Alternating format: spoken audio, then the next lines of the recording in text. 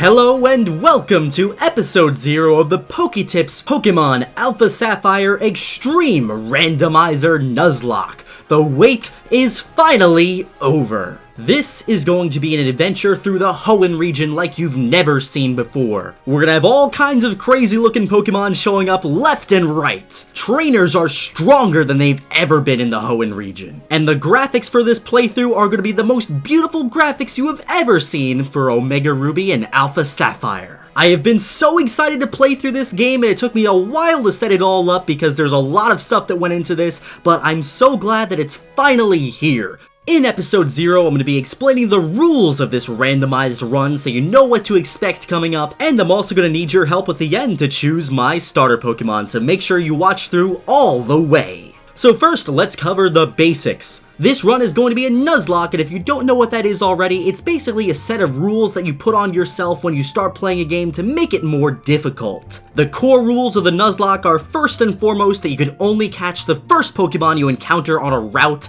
and then after that you can't catch any more Pokemon in that area. That makes the game more challenging because you can't really choose what you're going to use. Next, all battles in the game are fought in the set mode, which means you can't switch after knocking out a Pokemon. If you want to switch, you're gonna have to waste a turn, and that might potentially be a dangerous one for you. Third, any Pokemon that faints is considered dead and you can't use it anymore, so you want to make sure that your Pokemon don't faint. And finally, you have to nickname every single one of your Pokemon for that extra special connection. Now on top of those base rules, I'm going to be playing with a few extra ones. First and foremost, Shiny Claws. So if I run into a shiny Pokemon in the wild, and I already caught a Pokemon on that route, well, I can catch the shiny Pokemon anyway and use it because it's a shiny. Shinies are rare, why wouldn't you want to use a shiny if you find it? Second, I'm going to be playing with Dupe's Claws, which basically means that I can't use two of the same type of Pokemon. So let's say, for example, I catch a Charmander. If I run into another Charmander and that would be my encounter, well, I get to get a new encounter because I already have a Charmander.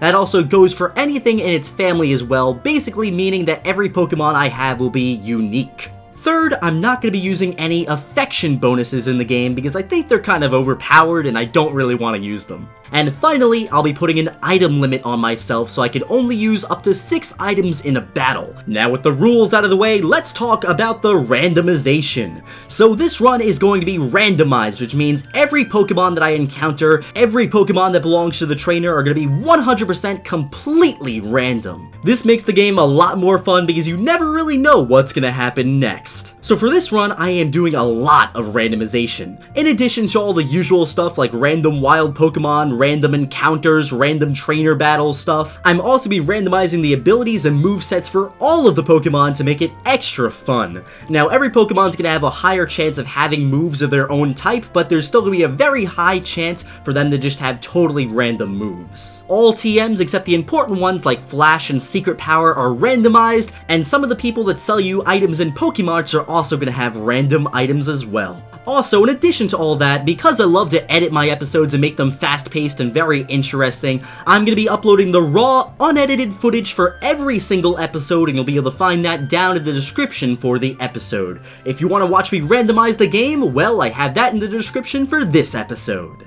But on top of that, I am making this run extreme and very, very challenging. So, all trainers are going to have at least 2 Pokemon, and the important trainers like rivals and gym leaders are going to have full teams of 6. All trainers are going to have Pokemon with perfect IVs, which is going to be kind of annoying because my Pokemon won't have perfect IVs, but oh well, I'm up for the challenge. And if I don't somehow lose early on in the game and make it halfway through the game, well, then it's going to get even more challenging. Once we start battling trainers with Pokemon at least level 30, they're only going to use powerful moves. They're going to stop using that weak stuff, and then once they get to level 36, then they're going to say bye-bye to not fully evolved Pokemon and only use the big bad boys. But you know, it can't all be challenges. If you've seen my randomizers before in the past, you know I love to add some extra fun stuff too. First off, you're going to see lots of cool Pokemon in ways that you've never seen them before. Next, I love Pokemon music, so you're going to hear some custom music in certain areas where I think it really fits. And finally, I've been thinking of ways to make this run even more fun, so I thought of a really fun thing that I'm going to be doing every now and then to really spice up the episodes,